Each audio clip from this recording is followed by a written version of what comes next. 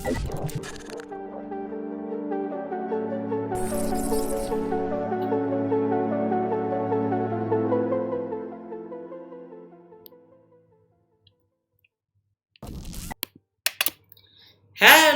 snakes. My name is Dante, and today it's Podcast Tuesday, and this is the second recorded podcast out of the Podcast Tuesdays for uh for this 2 week period. Don't worry, next podcast will be live, so you should definitely stay tuned to it. But if you live somewhere without daylight saving, just try and then then it's 1 hour later for you. If you do practice daylight saving, then doesn't matter. It's at the same time.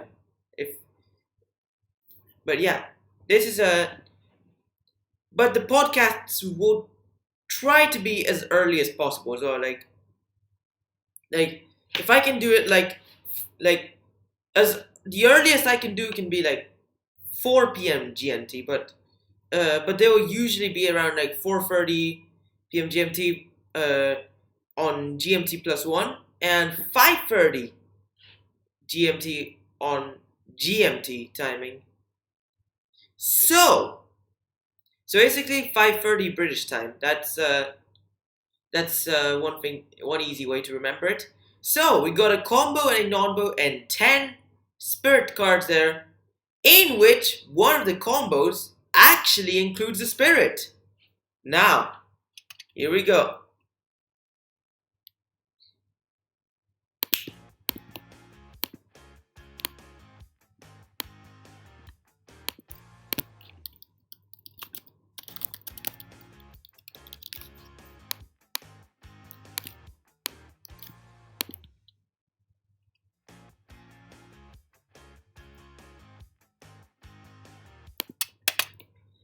Eye Navigator plus Palinkron.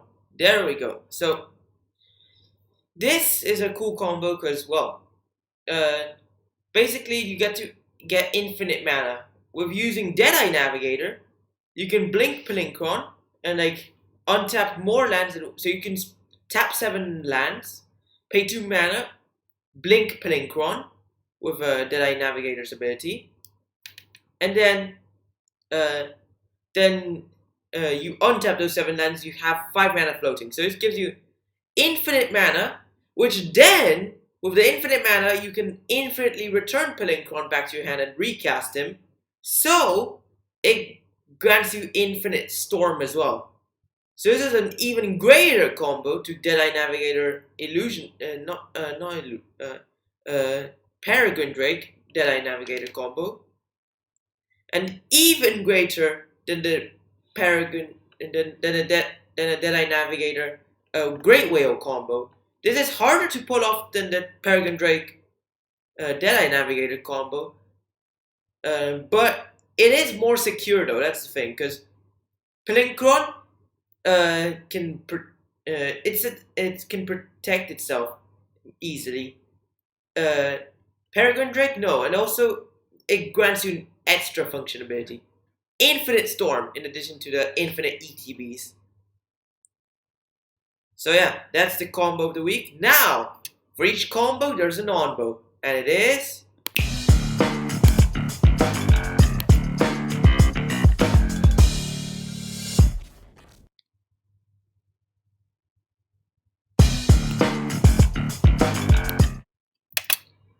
Teferi, Time Raveler, or well, not just Teferi, Time Raveler. Any Planeswalker you have in the control deck plus the Hour of Revelation. Because, control decks have lots of like board wipes, which include Hour of Revelation. A free mana because, well, it's easy to get 10 or more non-land permanents on the battlefield. Destroy all non-land permanents, or 6 mana or free mana. But yeah. Destroy all non-land permanents, not destroy all creatures. So, bad part is, it will hit your own stuff as well. So, you may not have creatures, but you definitely have those. You definitely will have those Journey to Nowheres or Teferi Time Raveler, Teferi Hero of Dominaria, Teferi who slows the sunset, Jace the Mind Sculptor, yeah, all those planeswalkers, they're still gonna get killed by the Hour of Revelation. It's not just the creatures. And the thing is that control decks play with lots of those control planeswalkers in addition to those board decks. So that's considered a non-bow because, yeah. As reported by Channel Fireball as well, yeah. That's, that is technically a non-bow. But it's not really the traditional non-bow you can think of. But this is basically two cards in the same deck that oppose each other. That's the thing. So, now for the number 10. We got not one, but 5 cards. It is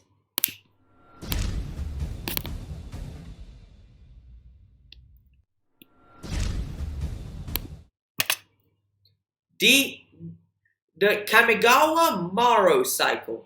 So, the Morrow Cycle is basically just spirits that have Morrow in the name, which are power and toughness are related to the number of cards in someone's hand. Doesn't have to be your hand, but like there's as long as someone has a number of cards, then it has a power and toughness related to that number.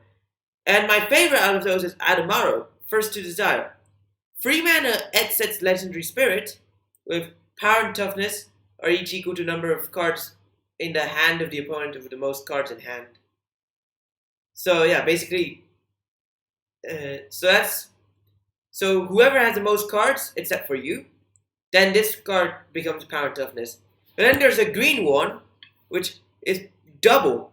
And the thing is that the root of those Morrow cards is, there's this card called Morrow, which power and toughness are each equal to the number of cards in your hand. It's a 3 mana elemental, which the name Morrow comes from Magic the Gathering card designer Mark Rosewater, in case if you didn't notice.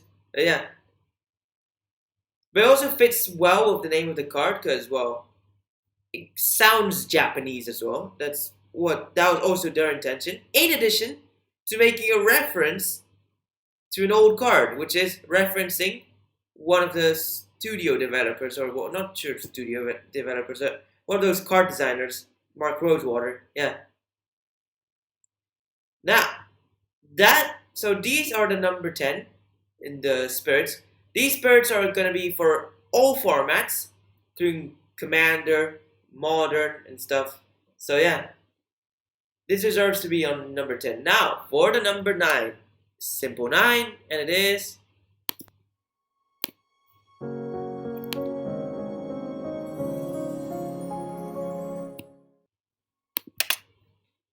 Selfless Spirit. 2 mana, 2/1 Spirit Cleric with flying. Sacrifice Selfless Spirit. Creatures you control gain indestructible until end of turn.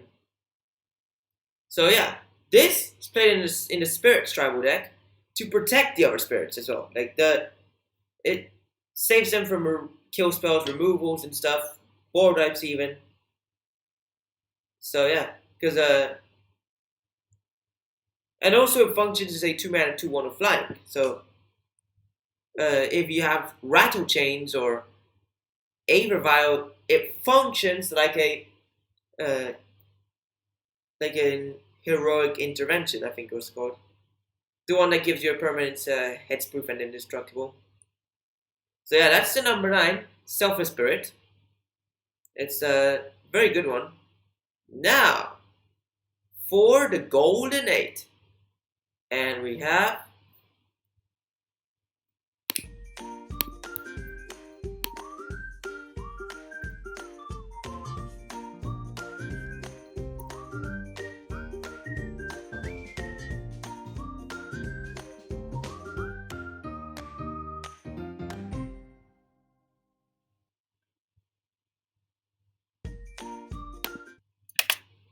Anafenza, Kin Tree Spirit. 2 mana, legendary spirit soldier, 2/2 with whenever another non-token creature enters the battlefield under your control, bolster 1. So this is a good one, especially for Commander, but it has potential for Modern. I don't know why no one plays it though, but because creatures enter, you grow creatures. You don't really get to choose creature you grow, it's the one with the lowest toughness that you're growing. But yeah, it grows creatures when you get creatures, which is a good thing. Yeah. Also, it could include the creature that just entered. So this one's a. So yeah, it's so it's very cool, and yeah, it just it's basically played in many white commander decks and could have potential for modern. Simply that it doesn't have flying. That's probably why she's not playing modern though.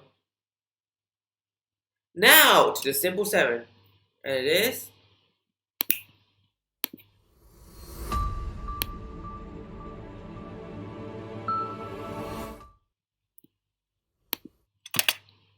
Brago, King Eternal. 4 mana, 2/4 legendary spirit noble with flying. Whenever Brago, King Eternal, deals combat damage to a player, exile any number of target non-land permanents you control, then return those cards to the battlefield under their owner's control. So, yeah, this is a. So yeah, this is actually very cool because, well, yeah, it allows you to basically blink stuff when it hits someone. You can blink literally everything if you have. So it has like functional vigilance because, well, you can blink itself and other stuff because then they come back untapped. So you can reuse ETBs and functional vigilance. Yeah. So it's very cool though. Yeah. And also, so so yeah, that's and also reuses mana from mana rocks or stuff. Like as long as it's not a land, then yeah, you could also reuse the mana. Doesn't work for just creatures, but works for anything that isn't a land. So that's just a very good one. So yeah. Now for the number 6, and we've got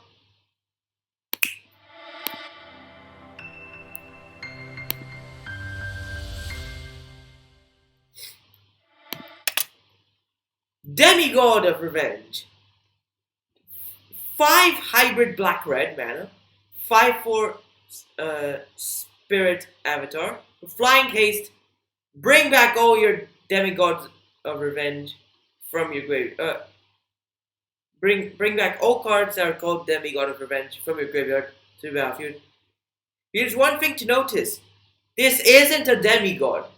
For some reason, the only card that has demigod in the name, and it's not even a demigod. However, we get stuff like Dat Sauce. He wasn't a demigod. Now he just ascended to demigod for some reason. Like we got that sort of like human soldier, then he turns into zombie soldier, and then now he's demigod? What? And this isn't? Okay. What is this, wizards? Why? Why you have to be like this? Anyways, this is still a good card because it's a 5 and a 5/4 with flying haste, and if that's not enough, it ain't just one. It's all 4 of them. The playset. Yeah, there's some modern decks actually play around with Demigod of Revenge. So yeah, this is actually a very cool card. So yeah, this is why this deserves a number 6 spot. I remember seeing some players playing Demigod of Revenge in online. Like I was just playing elves while I was like when I was just moving into a new house, I was just playing the elves deck, and like yeah, it was in MTGO, and yeah, I faced the Demigod of Revenge deck, so yeah, it's actually kind of cool. Now to the number 5, and we go.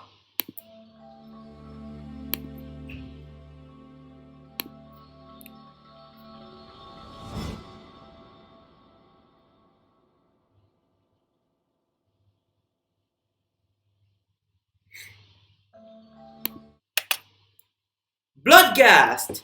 2 mana, 2/1 vampire spirit with can't block. Haste as long as an opponent has 10 or less life. Landfall, bring it back from your graveyard to battlefield.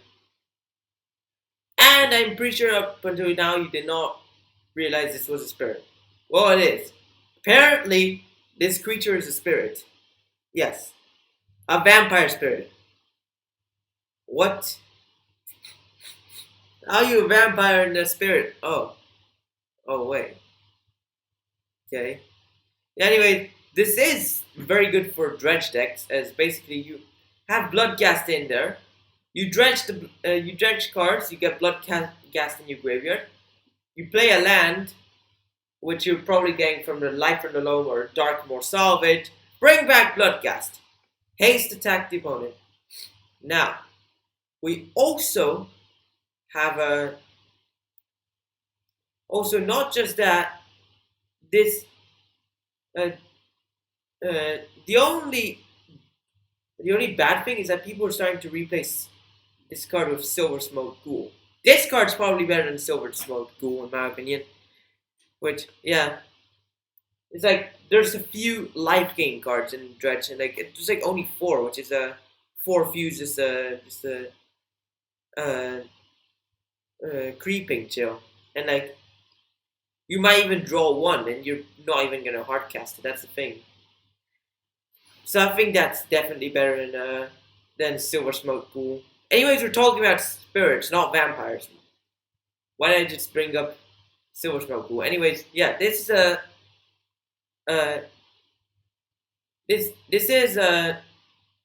very good card. Let's go in to the number 4, and it is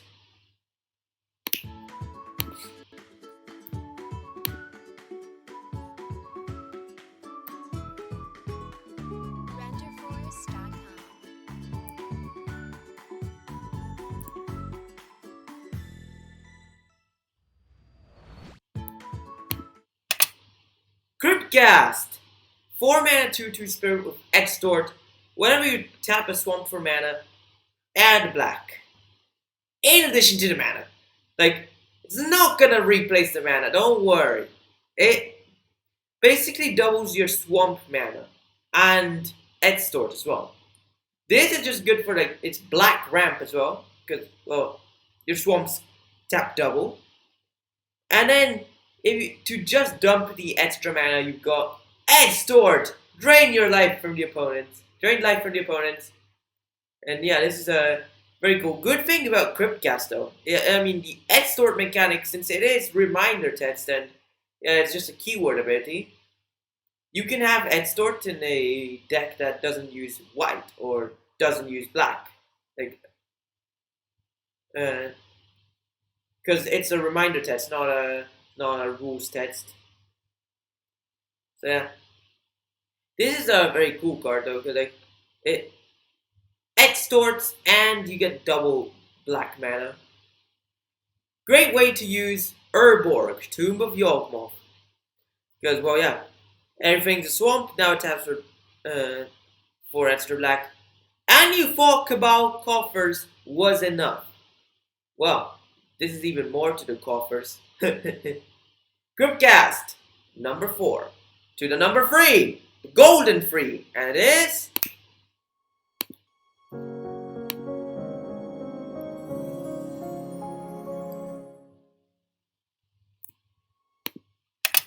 yeah, remember to do that if you haven't already. We got Drogskull Captain. 3 mana 2/2 Spirit Soldier with flying, and your other spirits get +1/+1.5 hexproof. Yes, it gives them hexproof, not flying, which is even better because most spirits already have flying. You got a few exceptions. This doesn't fly. This doesn't fly. This actually does fly though. This doesn't fly, and the Morrows don't fly. I think the blue one might actually fly. I don't know. Red one doesn't fly for sure. This one doesn't fly. This one doesn't fly. This one doesn't fly. What? Yeah, this one doesn't fly.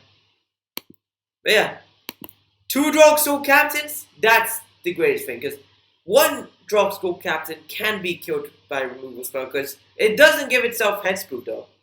2 of those, that's hard to kill. So yeah, Draws co-captain, number 3. If you get 2 of those, that's an even greater combo. Yeah. That's our number 3. Very cool card. Played in Modern Spirits. It's the most powerful Spirit Lord there is. To the number 2. And it is...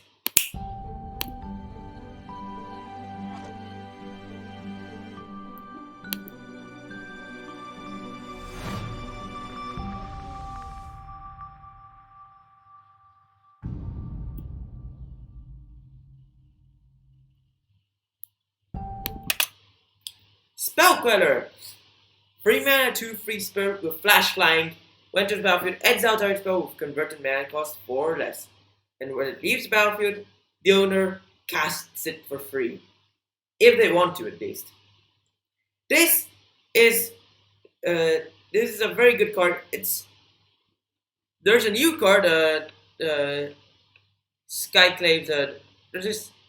I don't remember the name of this. Skyclave Apparition, which is just a weaker version of Spell Queller, because rather than just exiling the spell on the stack, it just exiles a creature of the mana cost, and when it leaves, the controller gets an illusion with the mana cost.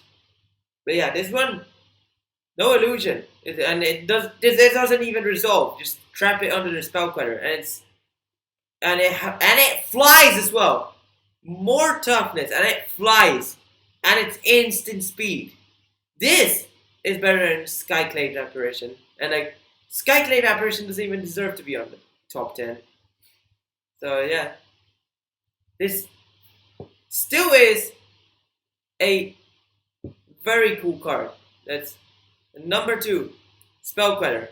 There's still something better, a spirit better than Spell Queller, and to the number 1, we got